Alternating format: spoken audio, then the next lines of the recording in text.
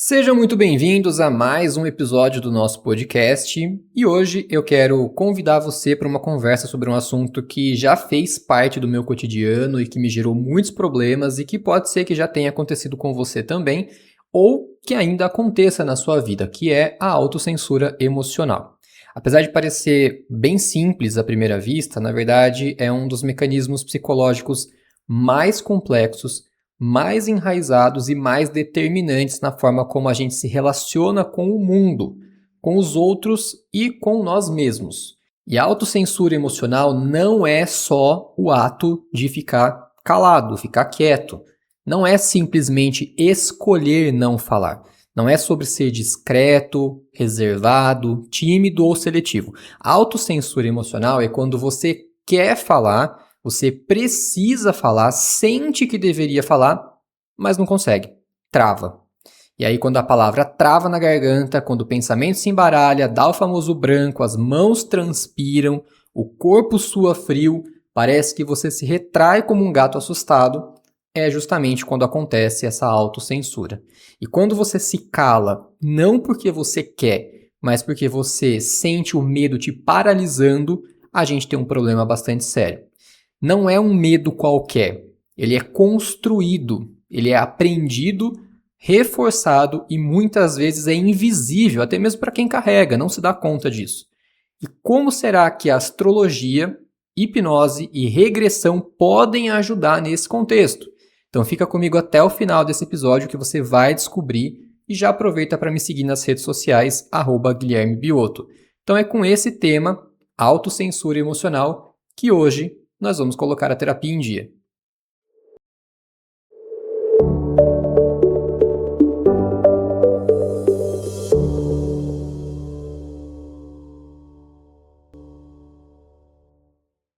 Para começar, é importante que você entenda que a autocensura emocional não é um comportamento isolado. É um mecanismo de proteção. E por mais que pareça absurdo, ela sempre tem uma intenção positiva por detrás. Um mecanismo que o cérebro desenvolve para evitar dor emocional, rejeição, humilhação, conflito, exposição ou vulnerabilidade. E como todo mecanismo de defesa, como todo mecanismo de proteção, ele tem uma lógica interna.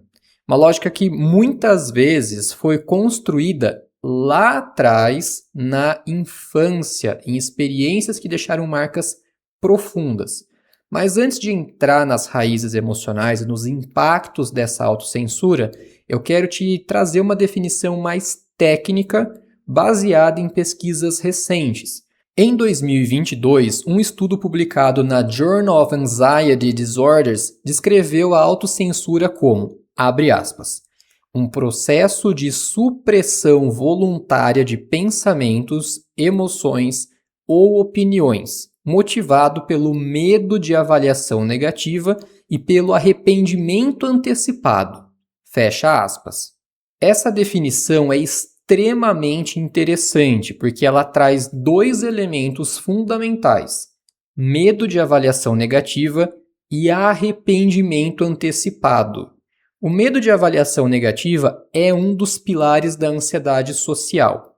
É o medo de ser julgado, de ser criticado, rejeitado ou até mal interpretado. Já o arrependimento antecipado é um fenômeno psicológico no qual a pessoa imagina, antes mesmo de agir, que ela vai se arrepender de algo que ela disser, ou que ela falar, ou que ela expressar. Então, por conta desse medo, por imaginar esse arrependimento, ela se cala. É como se fosse uma maneira de interromper ou de abortar esse processo. E esse estudo mostra algo que a psicoterapia já vem observando há décadas. A autocensura não é só um comportamento tímido ou reservado. Na verdade, são coisas bem diferentes. Você pode ser tímido, mas conseguir se expressar muito bem de acordo com o contexto e a situação. Da mesma forma que você pode ser bastante extrovertido e passar por processos de autocensura em determinados momentos. Então, ela é um mecanismo de esquiva emocional. É um mecanismo que tenta evitar a dor, mas que de forma paradoxal ela acaba gerando mais dor, mais sofrimento. Esse sofrimento aparece de várias formas. Pode ser através de ansiedade, frustração, sensação de invisibilidade, dificuldade de se posicionar, dificuldade de colocar limites, por exemplo, nas relações ou em questões envolvendo outras pessoas, demais pessoas, dificuldade de expressar suas necessidades, de se conectar emocionalmente com outras pessoas e muitas vezes até uma perda do senso do próprio valor, da própria identidade. E contextualizando esse tema dentro do momento histórico que a gente vive, dá para perceber que a autocensura emocional acontece dentro de uma cultura e de uma sociedade. O nosso tempo é marcado por algo muito particular, algo que a gente nunca viveu antes: a hiperexposição. A gente vive em uma era que tudo é visto, tudo é comentado, tudo é avaliado e julgado por alguém. As redes sociais transformaram a expressão humana em um palco permanente. Esse palco, para muitas pessoas, até trouxe uma sensação de mais liberdade para se comunicar, para falar o que pensa, o que acha, o que acredita, seus julgamentos.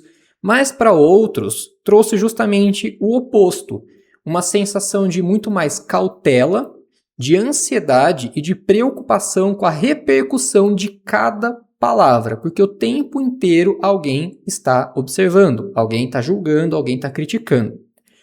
Um estudo da Universidade de Stanford, publicado em 2020, analisou o comportamento de jovens adultos nas redes sociais e concluiu que a exposição constante ao julgamento público aumenta significativamente a autocensura e reduz a expressão autêntica. Ou seja, em outras palavras, estar nas redes sociais muitas vezes faz com que as pessoas se moldem a uma expressão ou um tipo de expressão que não é autêntico. Então, quanto mais observados a gente se sente, menos espontâneos a gente acaba agindo. Então acaba gerando justamente um personagem, uma máscara utilizada em redes sociais. Isso não acontece só no online. A cultura do julgamento, da comparação, da performance, da perfeição e da vigilância emocional já se instalou em todas as áreas da vida. No trabalho, nos relacionamentos, na família, na vida social. E é nesse contexto que a autocensura emocional se intensifica. Para a gente entender de verdade esse fenômeno, a gente precisa olhar para dentro, para o medo, para a ansiedade e para essa vergonha, para uma história emocional que cada um carrega. Não adianta querer fugir. Quanto mais você tenta fugir do que está lá dentro, mais essa autocensura vai se arrastar na sua vida. A American Psychological Association aponta que a ansiedade social é hoje um dos transtornos mais prevalentes entre jovens adultos. E um dos sintomas centrais dessa ansiedade social é justamente evitar situações em que a pessoa possa ser avaliada. Só que quando a gente fala em avaliação, as pessoas já pensam justamente na expressão em falar em público, ter ali algum público avaliando ou julgando a maneira como você se posiciona na sua fala. Não é só isso. A avaliação é dizer o que você sente, o que você pensa, pedir algo a alguém, discordar da ideia ou da opinião de alguma pessoa, expressar de alguma forma a sua vulnerabilidade, admitir algum tipo de fragilidade, colocar limites nas pessoas. Isso é muito importante. A gente precisa colocar limites nas pessoas em todo tipo de relacionamento. Demonstrar afeto, assumir algum tipo de erro. Isso também faz parte de uma avaliação. Pedir desculpas, pedir ajuda ou, basicamente, qualquer outra expressão do constante convívio social. Então, a avaliação ela é presente integralmente na nossa vida, o tempo inteiro. Basicamente, enquanto você convive socialmente com outras pessoas, você vai estar sendo avaliado. As pessoas olham, as pessoas julgam, mesmo que internamente. E essa autocensura aparece como uma pseudo-solução. Ela mascara, na verdade, o problema. Um estudo da Universidade de Michigan, que foi publicado em 2021, mostrou que pessoas com altos níveis de ansiedade social apresentam maior tendência à autocensura, mesmo que em situações de baixo risco. O estudo afirma que a autocensura funciona como uma estratégia de esquiva que reduz a ansiedade momentaneamente, mas reforça o medo e a evitação ao longo do tempo. Isso significa, em outras palavras, que quando você se cala, você se sente aliviado momentaneamente. Só que esse alívio reforça a ideia de que falar é perigoso. E quanto mais perigoso falar parece, mais você se cala. E quanto mais você se cala, mais difícil fica falar, porque reforça inconscientemente, internamente, aquele medo de se expressar. É um ciclo e que muitas vezes começa lá na infância. E esse mesmo ciclo a gente pode aplicar a todo tipo de medo, trauma ou fobia. Quando você tem medo de alguma coisa, evita a confrontação, o cérebro entende que cada vez mais aquela situação representa um perigo, reforça esse conceito.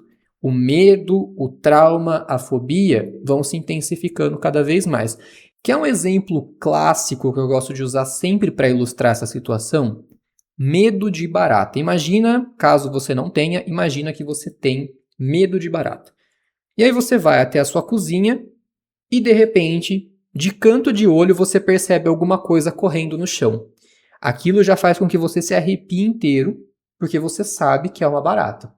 Quando você se dá conta que de fato é uma barata e você sai correndo, você foge dessa barata, é como se ela ganhasse um pontinho a mais. Ou seja, naquele momento, infelizmente, é o mesmo que dizer que a barata venceu. Ela ganhou força. Você fugiu da confrontação. O seu cérebro entendeu que é perigoso, não posso encarar essa situação, eu preciso fugir. Automaticamente, o seu cérebro dispara o mecanismo de luta e fuga. E isso acontece tão rápido e tão inconsciente que você nem se dá conta, você simplesmente sai correndo. Eu sei que não é fácil, eu sei que não é tão simples parar, refletir e falar, não, realmente é só uma barata, não vai me fazer mal, ela não pode me machucar, porque automaticamente o seu cérebro vai disparar mecanismos de defesa que vão fazer com que você saia correndo. Só que justamente isso acaba reforçando todo o ciclo do medo. Então, cada vez mais se torna mais difícil e mais difícil e mais difícil enfrentar a situação. Tá, mas esse ciclo ele não aparece do nada. Ele tem uma construção. E se ele tem uma construção, tem um processo de desconstrução.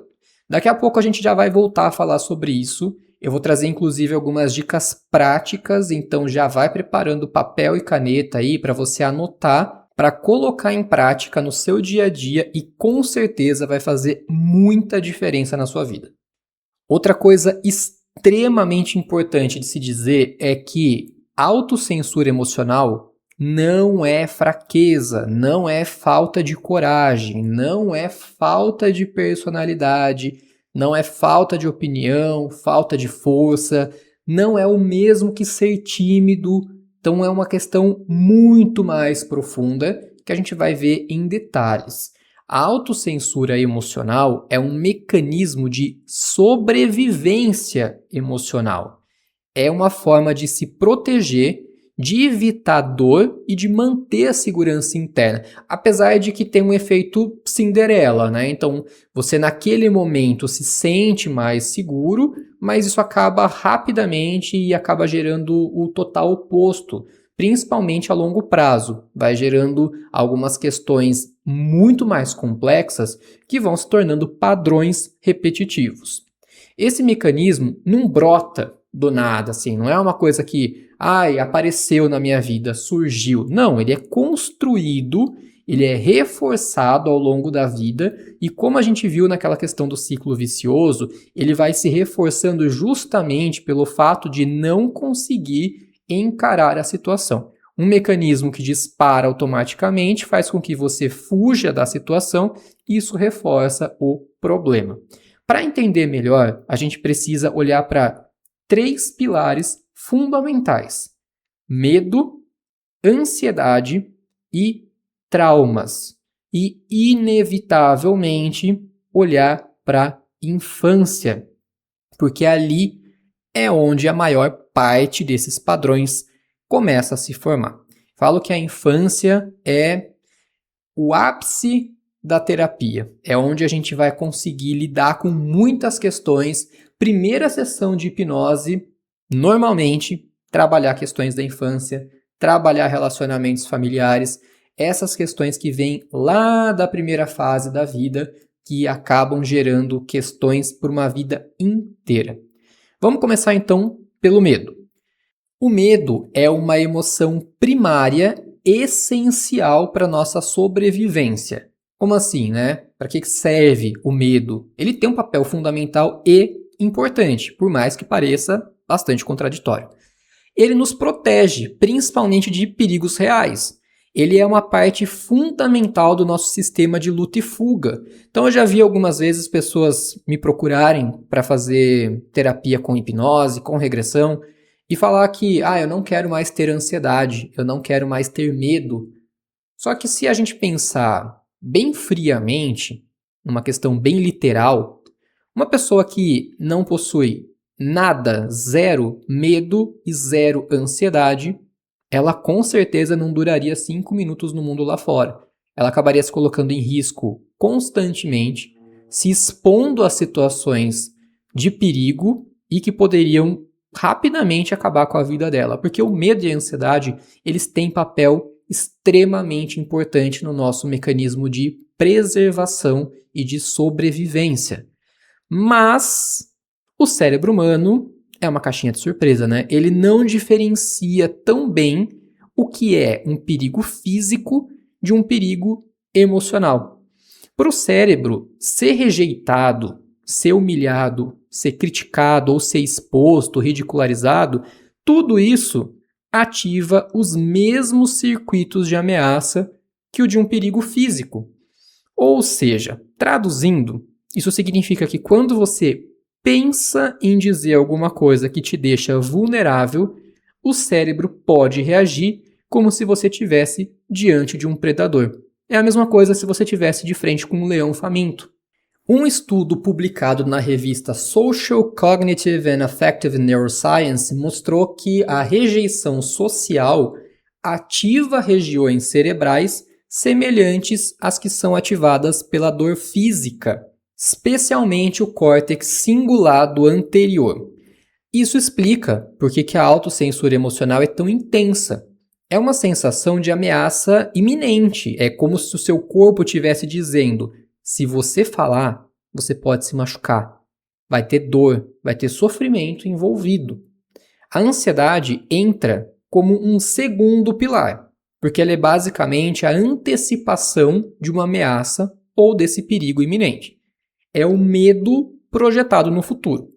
E no caso da autocensura emocional, ela é especificamente a ansiedade social, que é um medo persistente de situações em que pode haver uma avaliação ou um julgamento por parte dos outros. Isso, como a gente viu, acontece o tempo inteiro. Quando você pede ajuda, quando você demonstra vulnerabilidade, quando você precisa pedir desculpa, enfim, quando você precisa se comunicar com alguém, seja com pessoas do seu trabalho, da sua família, dos seus relacionamentos sociais afetivos, ou na rua. Às vezes as pessoas travam até mesmo para cumprimentar uma pessoa na rua. Um estudo da Universidade da British Columbia, publicado em 2019, mostrou que pessoas com ansiedade social apresentam maior ativação da amígdala cerebral. Não é a amígdala da garganta, tá? Ela funciona como uma espécie de um alarme que dispara o sistema de luta e fuga, ativando assim a nossa ansiedade no corpo. Só a cargo de curiosidade, a amígdala vem de amêndoa, porque tem o tamanho de uma amêndoa. Apesar de a gente comumente falar a amígdala cerebral, a gente possui duas amígdalas cerebrais, uma de cada lado dos nossos hemisférios. Elas são tão pequenininhas, né, que por conta do tamanho foram chamadas de amígdala justamente pelo tamanho de amêndoas. Mas elas são muito importantes. Só para você ter uma noção de onde elas ficam localizadas, se passassem linhas imaginárias atravessando os nossos olhos e uma linha entre os nossos ouvidos, ou seja, por dentro dos nossos ouvidos, onde essas linhas se interceptam, né, onde elas se cruzam, seria mais ou menos ali a localização de cada uma dessas amígdalas. Elas ficam localizadas profundamente no interior dos lobos temporais mediais, na parte inferior e lateral de cada hemisfério cerebral, tá? Então, a principal função delas é fazer parte do sistema límbico, são o centro do controle das nossas emoções. É fundamental para o processamento do medo, resposta de perigo, ansiedade, formação de memórias com cargas emocionais, então completamente ligado a todo esse contexto que a gente está falando agora.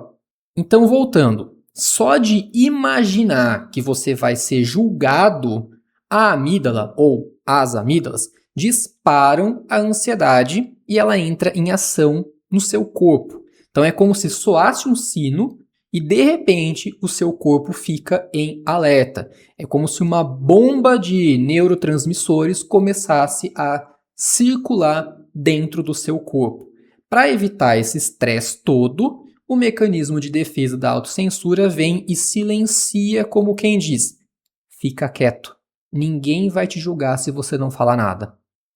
E aí entra o terceiro pilar, muito comum também, que são os traumas. Quando eu falo sobre traumas, sobre regressão principalmente, é muito comum as pessoas acreditarem, acharem que trauma é só um evento extremo, como uma bomba atômica lá no seu passado, está lá na sua memória, como um acidente grave, um abuso ou algo extremamente terrível. É como dizia o Nhonho, é algo terrível. Brincadeiras à parte, mas o trauma é, na verdade, qualquer experiência que o seu sistema emocional não conseguiu processar. Pode ser através de uma humilhação, uma crítica severa, uma rejeição marcante, um ambiente familiar imprevisível, uma relação abusiva, uma infância emocionalmente negligente. Eu vou dar alguns exemplos, tá? Uma pessoa que grita com você, que eu já vou ilustrar esse exemplo rapidamente para vocês. A separação dos pais na infância.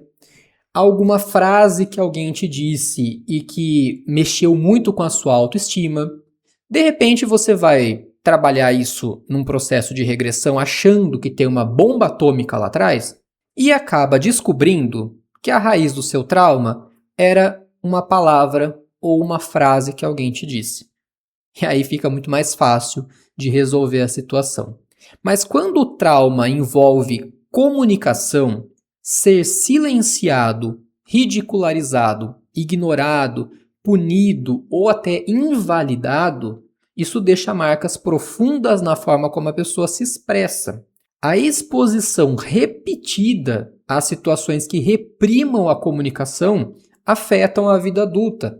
Isso significa que, se você cresceu ouvindo frases como engole o choro, não fala isso, fica quieto, você é muito linguarudo, então o seu cérebro aprendeu que se expressar é perigoso.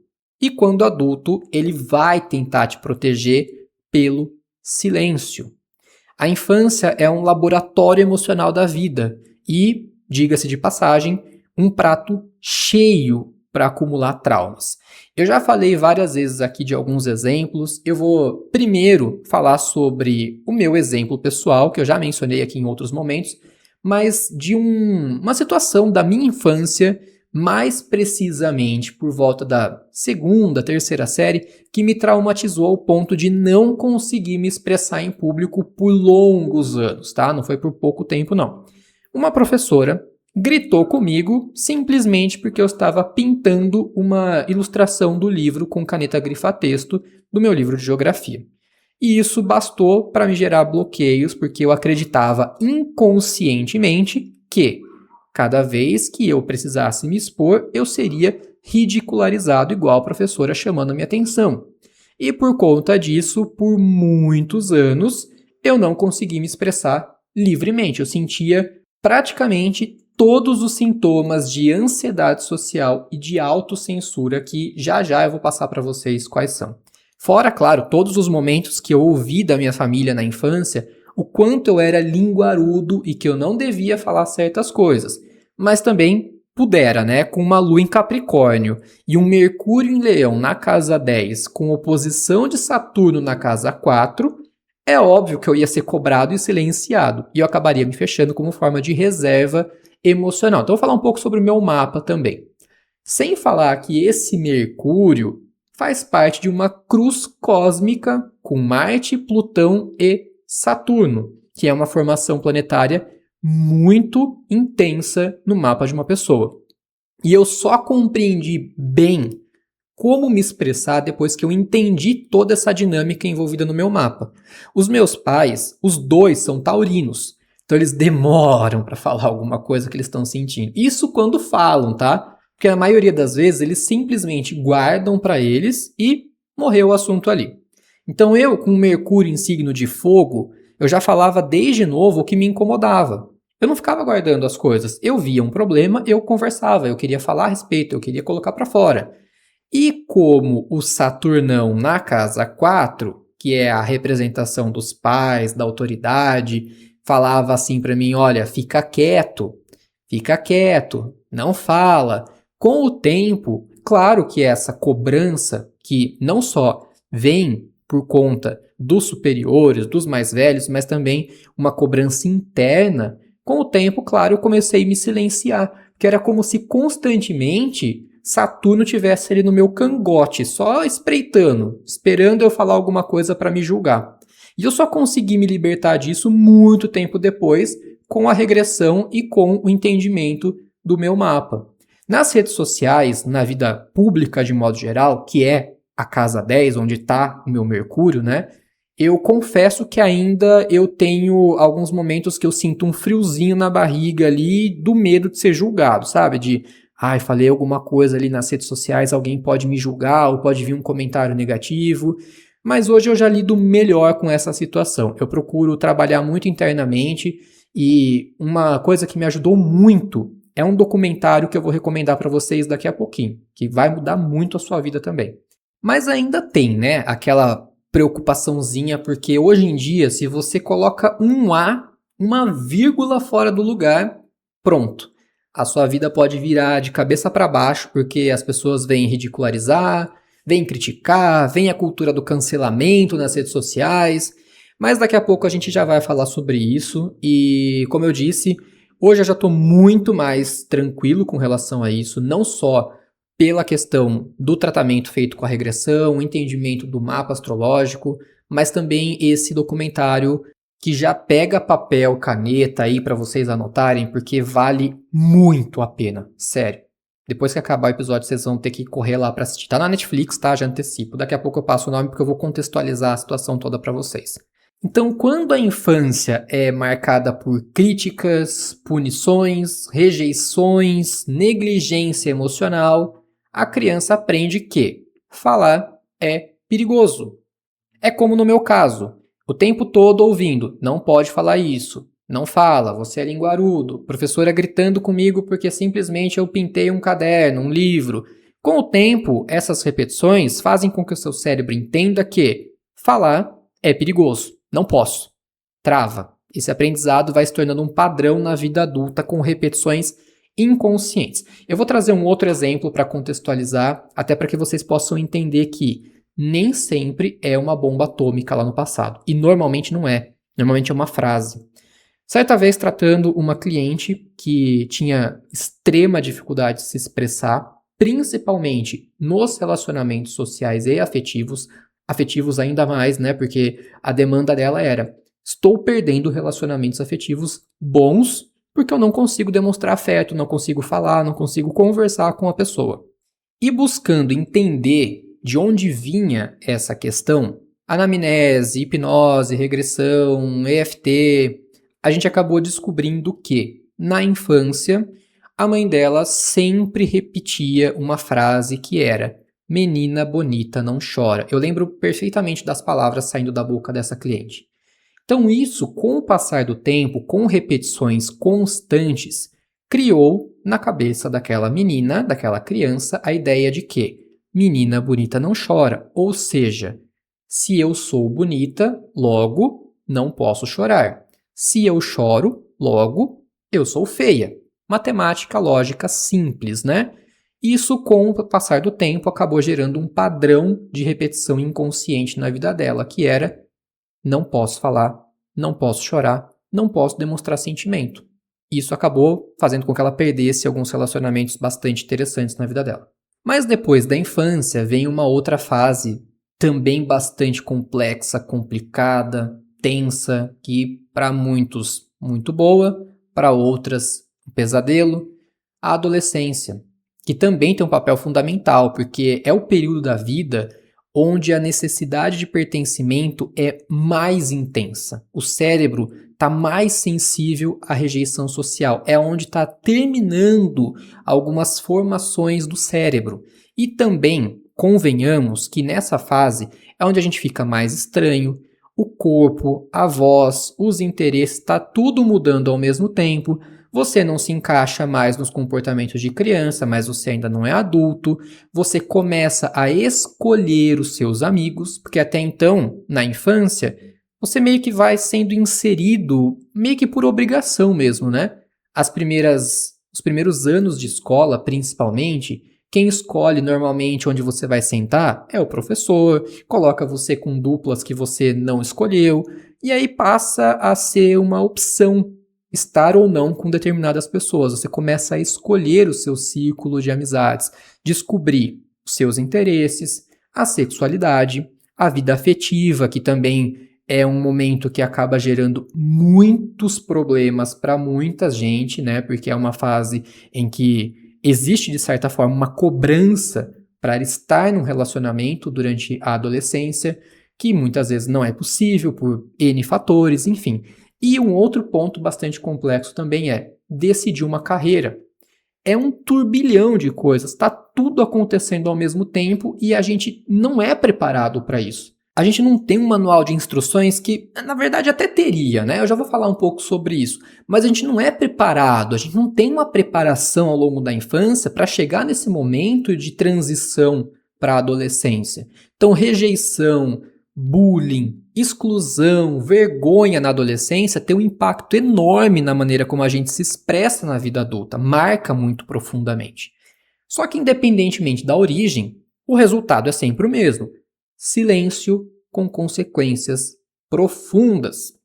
Aqui é muito importante contextualizar a real importância de conhecer o seu mapa astrológico, ou dos seus filhos, ou enfim, dos seus pais. Entender uma dinâmica familiar pode ser muito interessante, pode poupar muitos problemas e várias sessões de terapia, não só para você, como também para os seus filhos, que é o manual de instruções que a gente acaba esquecendo ou muitas vezes negligenciando. Às vezes por preconceito, por achar que é misticismo, por achar que é simplesmente uma crença, quando não é. Tem muito estudo envolvido, tá? Isso eu digo por experiência. Eu estou há bastante tempo estudando astrologia e acredito que eu vou passar o resto da minha vida estudando e eu não vou conseguir aprender tudo que existe de astrologia, porque é um conhecimento infinito. Então, entender essa dinâmica familiar pode ser extremamente benéfico. Isso não quer dizer que você tenha que permitir tudo, achar que tem que dar toda a liberdade, toda a autonomia e regalia para as crianças e para os adolescentes. Muito pelo contrário. É entender o funcionamento de cada um e que cada ser humano é um pequeno universo particularizado.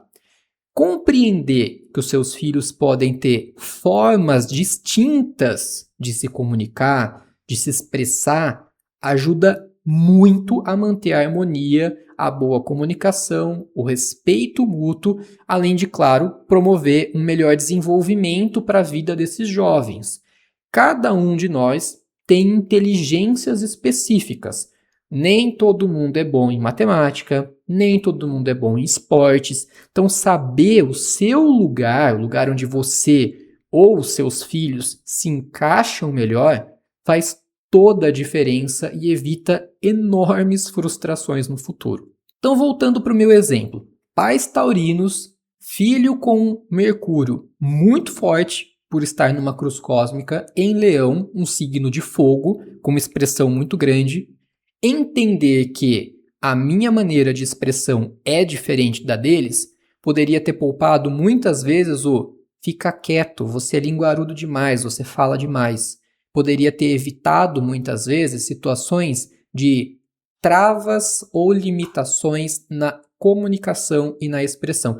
É claro que não significa dizer que meus pais deveriam acatar ou aceitar tudo que eu dissesse ou tudo que eu falasse como uma verdade universal. Óbvio que não.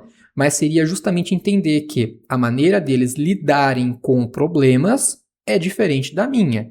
Normalmente, eles se calam, retraem-se e o problema acaba caindo no ostracismo muitas vezes. No meu caso, não. Se você faz algo para mim que eu não gosto, eu prefiro chegar em você e conversar. Falar, olha, eu não gostei disso, vamos conversar, vamos lidar com essa situação. Da mesma maneira que a minha lua em Capricórnio me dá muita reserva emocional. Me faz com que muitas vezes eu também me retraia em alguns sentidos como preservação. Então eu prefiro que você me fale algo que você não gostou, que eu fiz para você, do que simplesmente falar, não quero falar sobre isso. E é o que muitas vezes acontece com pessoas com signos de terra muito forte, né? Acabam guardando, acabam retraindo. Então, nesse caso, o que muitas vezes se repetiu dentro de casa foi, meus pais, não quero falar sobre isso, não fale sobre isso, não fale sobre isso. A minha lua em Capricórnio ficava uma arara, né? E aí vem um Mercúrio em Leão falando, não, eu quero falar. E aí vinha até um certo ar de rebeldia nesse sentido. Então entender essa dinâmica poderia ter poupado conflitos também familiares. E óbvio que também entrando nesse contexto das inteligências, quando você compreende de que maneira você lida melhor com os seus talentos, com as suas habilidades, faz muito mais sentido você se inserir em áreas em que você vai ter mais aptidão e mais facilidade, até mesmo pensando na questão de uma carreira futura, mas inicialmente, para a leitura de mapas de crianças e adolescentes, a gente não vai falar sobre carreira. A gente vai falar sobre essas habilidades, essas inteligências. Então, se uma pessoa tem mais aptidão com artes, seria legal inserir essa criança em alguma atividade artística. Não significa dizer, não é a mesma coisa que falar, olha, o seu filho vai ser um pintor, o seu filho vai ser um musicista. São coisas diferentes. Então, colocar a criança para exercer essa inteligência já desde a infância pode estimular realmente para que ela se encontre no seu real propósito, o seu real significado de inteligência que ela possui e que carrega. Inclusive, esses dias mesmo eu vi um vídeo no Instagram, eu acho que era do Roda Viva, se não me engano, eu não estou muito certo sobre isso, mas acho que era a Cissa Guimarães ou alguma convidada falando sobre inteligências, em que ela disse o seguinte, uma pessoa que tem inteligência matemática, lógica matemática, ela vai ouvir muitas vezes ao longo da vida, nossa, como você é inteligente. E de repente a pessoa que é muito boa, tem uma inteligência artística muito grande, ou uma inteligência corporal ou sinestésica muito grande, ela não vai ouvir com essa mesma intensidade. Então, compreender, entender essas habilidades, as inteligências que cada um carrega, também facilita bastante no momento de incentivo e de estímulo para que essa pessoa possa desenvolver essas habilidades ao longo da vida. Então, independentemente de qualquer coisa, compreender, conhecer o seu mapa astrológico é uma virada de chave que vai fazer com que a sua vida nunca mais seja a mesma. Você vai conseguir finalmente perceber como é o seu funcionamento, por que muitas vezes você esbarra em certas limitações, travas, bloqueios, como você pode lidar com tudo isso, como integrar aspectos mais profundos do seu ser, da sua personalidade, para aproveitar melhor os seus potenciais e como superar ou transpor desafios internos e externos. Assim como foi para mim. Compreender aquela cruz cósmica que eu mencionei, né, que é uma formação planetária muito forte no mapa de qualquer pessoa, mas no meu fazia com que eu esbarrasse nos cantos em um loop infinito. Parecia que eu ficava batendo de fato nas paredes, nos cantos. Então, entender o seu mapa astrológico pode ser um dos primeiros passos nessa jornada libertadora. Bom, voltando então para a questão da autocensura, ela afeta também a nossa autoestima, porque a pessoa começa a acreditar que os seus sentimentos não importam. Afeta os relacionamentos porque a pessoa não consegue expressar as necessidades, limites ou vulnerabilidades. Lembra da menina que eu falei? Menina bonita não chora. Afeta a vida pessoal, profissional, porque a pessoa não consegue se posicionar, pedir reconhecimento ou defender as suas ideias. Afeta a saúde mental, porque ela vive em constante estado de tensão interna e muitas vezes ela nem percebe que está se autocensurando. Ela acha que é tímida, reservada, discreta. Até porque esses rótulos todos, muitas vezes, vêm dos próprios pais ou dos mais velhos, dos professores, por não entenderem que esse adulto, na verdade, foi castrado na infância e aprendeu a não falar como forma de autopreservação. Nos relacionamentos, ela aparece de várias formas. Medo de dizer eu te amo, de falar que não gostou de alguma coisa, de colocar limites, de discordar, de parecer carente ou frágil, de demonstrar algum tipo de vulnerabilidade. E o resultado, claro, são relacionamentos repetitivos fadados ao fracasso. Parece que você vive sempre os mesmos relacionamentos, né? O mesmo filme, só muda os personagens. Isso é muito comum. Já vi muito isso em terapia. A psicóloga Brené Brown, pesquisadora da Universidade de Houston, afirma no seu livro Daring Greatly que a vulnerabilidade é o berço da conexão humana. Inclusive, tá aqui, ó, fica aí a recomendação que eu falei para vocês que ia deixar. Depois que acabar o episódio aqui que você está ouvindo, vai lá na Netflix e assista o documentário da Brené Brown chamado The Call to Courage. Se você quiser anotar aí, escreve Brené, tá? B-R-E-N-E.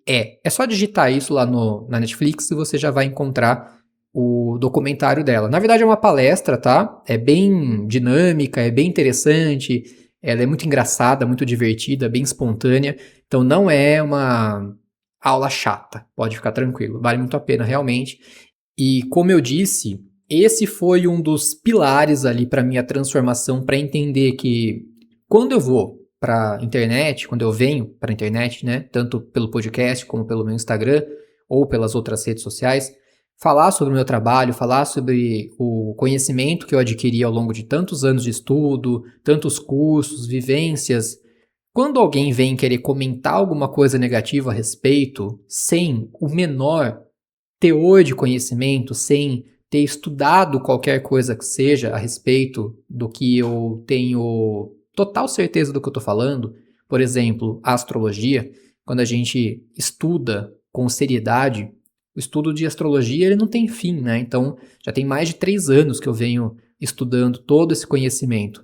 E aí aparece de vez em quando uma pessoa ou outra com algum comentário raso, sem nenhum tipo de critério para contestar algum conhecimento astrológico, e eu entendo que aquela pessoa, ela não precisa me incomodar. Afinal de contas, ela não sabe o que ela está falando. Então, se ela não estudou, se ela não viveu o que eu vivi, se ela não tem o conhecimento dos estudos que eu tive, ela não tem por que querer questionar alguma coisa. Então, isso é muito importante. Quando você realmente assume esse papel de eu sei o que eu estou falando, isso também facilita muito a sua expressão, a sua comunicação. Bom, mas de toda forma, vai lá, assiste esse documentário, tenho certeza que vai mudar a sua vida. E a autocensura afeta todos os tipos de relacionamento, dos mais íntimos até os mais superficiais. E na família, que é o primeiro ambiente onde a gente aprende a expressar, também é, muitas vezes, o ambiente onde a gente aprende a ficar quieto, a se calar, né? Assim como eu dei o exemplo, no meu exemplo pessoal próprio. Por isso, na vida adulta, muitas vezes as pessoas continuam se autocensurando diante dos pais, dos irmãos, dos tios, dos avós, mesmo depois de já ter saído de casa, já ter direito a voto, já ser maior de idade, já pagar as próprias contas, enfim, né? Você já tem total autonomia, independência, maturidade, mas mesmo assim, quando precisa falar com os pais, com os avós, com os irmãos, acaba se autocensurando. Isso acontece porque o corpo guarda memórias emocionais e quando você está diante de alguém que no passado te silenciou, ou te criticou, ou te invalidou, o corpo reage como se você estivesse revivendo aquela experiência. Um estudo da Universidade de Minnesota, publicado em 2017, mostrou que padrões de comunicação aprendidos na infância tendem a se repetir automaticamente na vida adulta, especialmente nas interações familiares. O estudo afirma que, abre aspas, a presença de figuras parentais ativa esquemas emocionais antigos, influenciando a forma como o adulto se expressa. Fecha aspas. Isso explica por que tantas pessoas dizem frases como: com os meus amigos eu falo tudo, mas com os meus pais eu travo. Eu não consigo dizer o que eu sinto para minha família. A autocensura familiar é uma das mais difíceis de quebrar, porque ela está ligada a memórias profundas, memórias que você carrega por muito tempo e com carga emocional muito intensa, muitas vezes inconscientes. E claro, sem mencionar que em diversos casos pode vir acompanhada do não posso falar por respeito aos meus pais, ou até por padrões religiosos de que se deve temer os mais velhos. E por temer aqui eu estou falando sobre literalmente o verbo ter medo, tá? A autocensura também está muito presente no ambiente de trabalho. Então, se existe um lugar onde ela é intensa e se manifesta com força, é no ambiente profissional. Porque o ambiente profissional, o trabalho, é um espaço de avaliação constante. Lá você está o tempo todo sendo avaliado. É um espaço de performance, competência e imagem. Então, tudo isso importa. E é por isso que é um espaço onde o medo de errar, de parecer inadequado, de ser julgado ou de perder oportunidades é muito grande. O medo de falar em reuniões é muito comum. De discordar do chefe, então, nem se fala, né? Principalmente quando o chefe é meio carrasquinho, meio bravo. Pedir aumento é um terror, um pesadelo para muita gente. Assumir erro, então, nem se fala, porque sabe que vai levar uma chicotada, não literal, obviamente, mas vai levar uma chicotada de alguém depois. Fazer perguntas, tem gente que já me procurou falando, nossa, eu tenho algumas dificuldades no meu trabalho, mas eu tenho muito medo de perguntar porque, eu estou ainda em fase de experiência, fui contratado recentemente, não quero perder a oportunidade, mas eu acho que se eu ficar perguntando demais eu vou ser inadequado, inadequada, e isso pode fazer com que me mandem embora. E claro, expor as suas ideias, né? Expor ideias novas. Como que eu posso expor uma ideia nova para pessoas que já estão aqui há mais tempo do que eu? Ou não, eu não posso falar sobre as minhas ideias, deixa tudo como tá, e às vezes o negócio nem tá bom, mas você tem uma ideia brilhante e acaba não falando, e claro, perde a oportunidade de crescimento. Claro que isso traz, né, consequências muito profundas na carreira, porque quem não se expressa, não aparece. Quem não aparece, não é lembrado. E quem não é lembrado, não cresce. Mas a autocensura no trabalho não é só sobre carreira, ela também é sobre a identidade. Quando você se cala repetidamente, você começa a perder contato com a sua própria voz, com a sua própria identidade. A autocensura emocional não silencia só a sua comunicação, só as palavras que querem sair da sua boca. Ela silencia a sua personalidade. Um estudo publicado no Journal of Personality and Social Psychology em 2018 mostrou que a supressão emocional crônica está associada à diminuição de autenticidade. O estudo afirma que a supressão emocional contínua reduz a sensação de ser verdadeiro consigo mesmo. Isso significa que, quando você se autocensura, você começa a se sentir desconectado de quem você realmente é. Você começa a se sentir artificial, vazio. É como se você estivesse vivendo uma vida que não é sua. E essa desconexão tem impacto direto na saúde mental. A autocensura emocional está associada a diversos problemas psicológicos, incluindo ansiedade, que a gente já falou, depressão, estresse crônico, baixa autoestima, sensação de inadequação, isolamento emocional e dificuldade de regular as emoções. A nossa cultura atual valoriza a alta performance em tudo: a imagem, a perfeição, a produtividade, a força emocional, muitas vezes de forma até bastante equivocada, né? Mas é uma cultura que pune os erros, que ridiculariza vulnerabilidades, que expõe fragilidades, que julga muito rapidamente, cancela sem pensar duas vezes, né?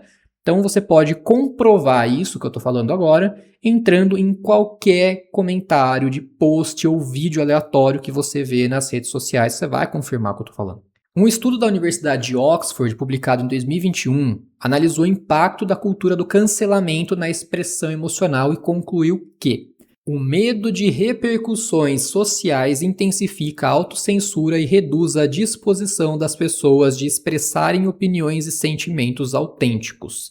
Então, a autocensura vai além do individual. É um fenômeno social e um reflexo do tempo em que a gente vive.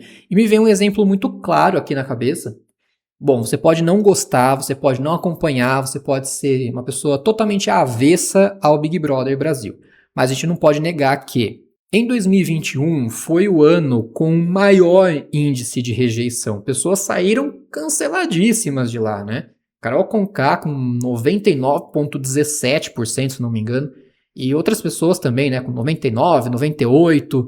E claro que isso teve impacto muito forte na vida dessas pessoas. Porém, pensando no ano seguinte, 2022, quando as pessoas entraram já com medo do cancelamento, todo mundo aqui fora começou a criticar porque parecia que não estavam sendo autênticos, não estavam sendo eles mesmos, estavam com medo do cancelamento, ficavam cantando musiquinha e se abraçando e não sei o que, uma vibe paz e amor que não estava colando aqui fora.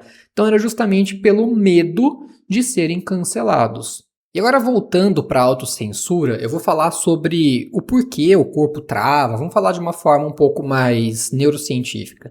O corpo humano tem dois sistemas principais que regulam as respostas ao ambiente, que é o sistema nervoso simpático e o sistema nervoso parasimpático. O sistema simpático é responsável pela resposta de luta e fuga. O parasimpático pela resposta de descanso e digestão. Quando você está calmo, está seguro, tranquilo, é o parasimpático que está ativo, está funcionando. Quando você está ameaçado, é o simpático que assume e a ansiedade dispara. Quando você pensa em falar alguma coisa que te deixa vulnerável e o mecanismo de defesa entende que é melhor silenciar, a amígdala cerebral é ativada, o sistema nervoso simpático entra em ação e isso gera uma série de reações físicas.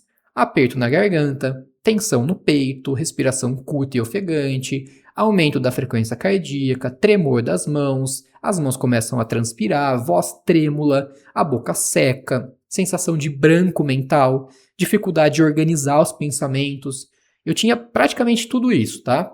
E essas reações, elas não são psicológicas, são fisiológicas, semelhantes a situações de ameaça física. O seu corpo reage como se você estivesse diante de um perigo iminente, real. É muito difícil pensar e se expressar quando o corpo está em alerta. Isso explica porque na hora parece que tudo trava. Tá, mas então como recuperar a sua própria voz? Como reconstruir a expressão emocional e reaprender a falar? Como se libertar de padrões que, por mais protetores que tenham sido no passado, hoje limitam, sufocam e aprisionam? Um ponto importante é: ninguém nasce sabendo se expressar emocionalmente. A expressão é aprendida e, por conta disso, claro, pode ser reaprendida. E só a cargo de curiosidade, esse aprendizado inicial se dá na primeira fase da vida, onde a lua do mapa natal está se manifestando mais intensamente. Por isso que é tão importante entender a dinâmica dos filhos, para auxiliar nesse processo de formação da personalidade, quando começa a viver a expressão do sol, onde o ego e a identidade vão assumir maior expressão. Então, esse processo, essa fase de transição é muito importante. Então, por isso, entender essa dinâmica do mapa pode auxiliar muito nesse processo todo. Essa transformação do reaprendizado, que a gente falou agora há pouco, não acontece de uma única vez. Ela acontece em camadas, em etapas, trazendo para o consciente, principalmente, né? Com prática, coragem e, acima de tudo, segurança. Eu vou passar alguns passo a passos aqui para vocês. Pega papel e caneta, anota essas dicas que já vai ajudar muito. Primeiro passo, claro, reconhecer o padrão. A transformação começa com a tomada de consciência. Você precisa perceber quando você se cala, o que você sente antes de se calar, o que você teme e o que o seu corpo faz quando você tenta se expressar. Algumas perguntas vão ajudar muito nesse processo. Anota aí. Em quais situações eu me calo? Com quais pessoas eu me calo? O que eu sinto no corpo quando eu tento falar? O que eu imagino que vai acontecer se eu me expressar? De onde vem esse medo? Essas perguntas não são simples, apesar de parecerem. Elas exigem muita honestidade e disposição para olhar para dentro, para encarar suas dores emocionais, as suas feridas. Então responda com bastante calma, com bastante seriedade. Coloca realmente tudo que está aí dentro de você no papel. Segundo passo, trabalhar a autoestima. Quando a pessoa acredita que os sentimentos dela não importam, que as suas opiniões não têm valor, que as suas necessidades são exageradas, que as suas vulnerabilidades são fraquezas, ela se cala, óbvio. Por isso que fortalecer a autoestima é essencial. Lembram que eu falei lá sobre o documentário da Brené Brown, que ela me auxiliou a entender que eu posso falar sobre o que eu estudei, o que eu aprendi, porque eu estou há muitos anos estudando. Então, uma pessoa que vem rebater algum comentário ou fazer alguma crítica rasa, simplesmente porque não acredita, não gosta ou, enfim, nunca estudou, mas quer vir tentar me ridicularizar, é isso que a gente tem que trabalhar. Essa autoestima ao ponto de falar, não, eu sei do que eu estou falando. Eu sei qual é o meu valor. Então, quando você acredita no seu valor, quando você sente que você tem mais segurança para se expressar, facilita muito. Você acredita que você merece ser ouvido, aí sim você fala. Quando você acredita que suas emoções são legítimas, aí você não esconde mais. Então, fortalecer a autoestima não é sobre achar que você é melhor do que ninguém. É reconhecer o seu valor e validar suas emoções, se tratando com o devido respeito. Se você não se der o devido respeito, obviamente você não pode esperar isso dos outros. Então, algumas práticas vão ajudar muito nesse processo. Reconhecer pequenas conquistas. Então, se valorize. A cada pequeno passo já é uma vitória. Você está seguindo em frente. Você já está um pouco mais distante de onde você começou. Validar sentimentos em vez de julgá-los. Então, olhe para eles. Valide realmente o que você sente. Praticar autocompaixão. Trabalhe isso também, tá? Olha para você. Substituir a autocrítica por diálogo interno gentil. É importante você conversar dentro da sua própria cabeça com você mesmo. Isso ajuda. Estabelecer limites saudáveis, não só para os outros, mas até para você também. Para que você possa se colocar em situações de proteção emocional. Se afastar de ambientes emocionalmente abusivos. Eu já vi muito isso. As pessoas sentem que o ambiente familiar, ou o ambiente profissional, ou o relacionamento é abusivo, mas continuam lá dentro. Então começa a pontuar isso para você e veja se de fato vale a pena estar nesses ambientes emocionalmente abusivos. O que isso agrega na sua vida? Acho que nada, né? Então se não está agregando, tchau, passar bem. 3. Pequenas exposições é um treino gradual que você vai fazer para aumentar a sua coragem.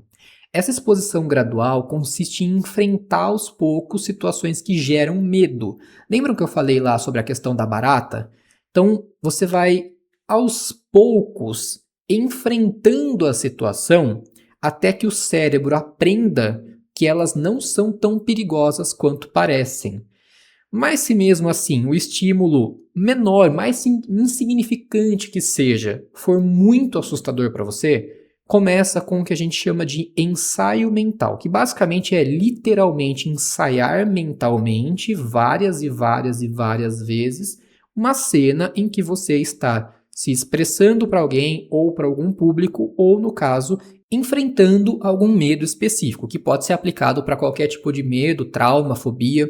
Então, quando você sentir mais segurança, aí sim você pode começar com pequenas exposições reais. Então vamos pensar num exemplo. Eu não consigo falar para o meu relacionamento afetivo, para o meu parceiro, para minha parceira, algo que me incomodou muito. Então você vai, todos os dias, tirar alguns minutinhos, sentar em silêncio e mentalizar a cena. Você sentando, conversando com essa pessoa, falando o que você sente, falando o que você pensa, por que te incomodou, o que te incomodou e como vocês podem lidar com essa situação. Então você pode começar falando uma coisa pequena, simples, tanto em situações reais como no próprio ensaio mental. Por exemplo, falar não em alguma situação pequena. Alguém que te pede alguma coisa e você, tá bom, faço, meio contrariado, mas eu faço. Não, eu não posso. Não, não quero. Não, muito obrigado. Expressar uma opinião leve, nada que vá gerar nenhum tipo de confusão ou de complicação no relacionamento. Admitir algum desconforto, como por exemplo, eu não gostei de algo que você fez para mim. Pedir alguma coisa simples, seja para alguém do seu convívio diário, seja para alguém na rua, ou compartilhar sentimentos com alguém da sua confiança. Cada treino, cada pequena expressão já é uma vitória que vai reconfigurando o seu cérebro a longo prazo. 4. Escrever antes de falar. É uma ponte entre a emoção e a expressão. Você também pode escrever tudo o que você quer falar antes, porque isso permite organizar os pensamentos, nomear as emoções, estruturar as ideias e reduzir a ansiedade antes da fala. Um estudo da Universidade de Chicago, publicado em 2018, afirma que a escrita expressiva funciona como uma forma de processamento emocional que facilita a comunicação posterior.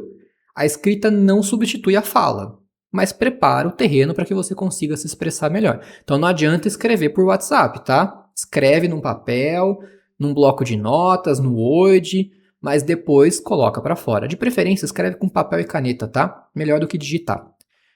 5. Criar ambientes seguros. A autocensura emocional se desenvolve em ambientes inseguros, ou seja, onde você não se sente confortável. Então, por conta disso, ela só pode ser desconstruída em ambientes seguros. Ambiente onde você é ouvido, onde você é validado, acolhido, onde você não é ridicularizado e não tem punição para aquilo que você sente ou aquilo que você fala. Então é importante que você escolha com quem você quer se abrir, evitar pessoas que invalidam as suas emoções. Sabe quando você vai conversar com um amigo e o amigo debocha, tira sarro, ou invalida, ou alguém fala, nossa, mas por conta disso você tá assim? Essas pessoas, foge. Não é com elas que você tem que conversar. Buscar relações que promovam segurança emocional, que vão te acolher, que vão te ouvir, construir vínculos baseados em respeito e empatia. Então, ambientes seguros não eliminam o medo, mas tornam mais possíveis o enfrentamento. 6, claro, terapia. A terapia é um dos caminhos mais eficazes para você transformar essa autocensura emocional, porque ela oferece um espaço seguro, profissional, estruturado, acolhedor, para explorar essas emoções, entender esses padrões e reconstruir essas narrativas para desenvolver novas formas de expressão. A hipnose e a regressão, por exemplo, podem ser auxiliares poderosíssimas nesse processo. Ressignificar aquilo que te sensibilizou e se desprender dos medos e dos padrões inconscientes automáticos é absolutamente libertador. E vai por mim. Estou falando por experiência própria, tá? Então, no ambiente profissional de terapia, você vai ter muito mais acolhimento do que com aqueles amigos que vão ficar tirando sarro das suas expressões. 7, reconstrução da autenticidade. Outro ponto muito importante é aprender a se reconectar com a sua própria essência, se conhecer profundamente. Eu tenho notado cada vez mais que pouquíssimas pessoas hoje em dia se conhecem a fundo. E o mapa astrológico, como eu já falei, é uma ferramenta que vai te auxiliar a reconstruir os conceitos que você tem sobre você mesmo por uma ótica muito mais pontual, clara, objetiva, que vai te revelar os meios de integrar todos os pontos da sua personalidade, desde os mais complexos até os mais simples. É basicamente um manual de instruções da vida, como eu falei, vale muito a pena conhecer. Então, se você não conhece nada além do seu sol e do seu ascendente, me chama no Instagram, @Guilherme Biotto, ou pelos canais do meu site, guilhermebiotto.com.br, e a gente vai conversar sobre isso. 8º, a voz que retorna. A autocensura emocional pode fazer com que você acredite que perdeu sua voz, mas a verdade é que ela nunca foi embora. Ela só foi silenciada, está escondida, está em algum lugar aí no fundo da gaveta. E o mais curioso é que você mesmo acabou escondendo ela. Quando você começa a reconstruir a sua segurança interna, fortalecer sua autoestima e praticar pequenas expressões, essa voz interna retorna. Aos poucos, às vezes meio tímida no começo, hesitando um pouquinho, mas ela volta. E com o tempo ela vem com tudo, ela volta com tudo. Então recuperar a própria voz é recuperar a própria vida, a conexão com a sua própria essência. Então a autocensura emocional não é um defeito, não é uma falha, não é uma fraqueza, é um mecanismo de proteção, um mecanismo que em algum momento da sua história, da sua vida, ele fez sentido, ele foi útil para alguma coisa. Ele te protegeu, ele manteve você seguro, te ajudou a sobreviver emocionalmente. Mas agora, talvez você não precise mais dele. Então, é isso que você precisa entender. Reconstruir essa maneira como você se expressa. Entender que foi bom no momento que eu precisei. Agora, não é mais. Não preciso mais dessa autocensura. Eu posso me libertar. Eu posso me expressar. Eu posso trabalhar esses 8 passos para começar a recuperar a minha voz. Então, esse episódio foi um convite, de fato, para você olhar para dentro, um convite para você entender as suas raízes, entender a sua personalidade, reconhecer seus medos, suas vulnerabilidades, um convite para você reconstruir a sua expressão e recuperar essa voz interna que sempre existiu, mas que às vezes ficou silenciada aí dentro de você. E mais uma vez eu reforço, trabalha unindo essas técnicas, conhecimento do seu mapa astrológico, hipnose, regressão. Você vai perceber que isso vai ser libertador, transformador. Você nunca mais vai se sentir autocensurado como você fazia antes. Então, se você gostou desse episódio, se ele fez sentido para você, já compartilha com alguém que está precisando ouvir sobre isso, que também precisa trabalhar essa autocensura interna, ou com alguém que você gostaria de compartilhar esse conhecimento. E é claro, eu espero você no próximo episódio para juntos a gente continuar colocando a terapia em dia. Muito obrigado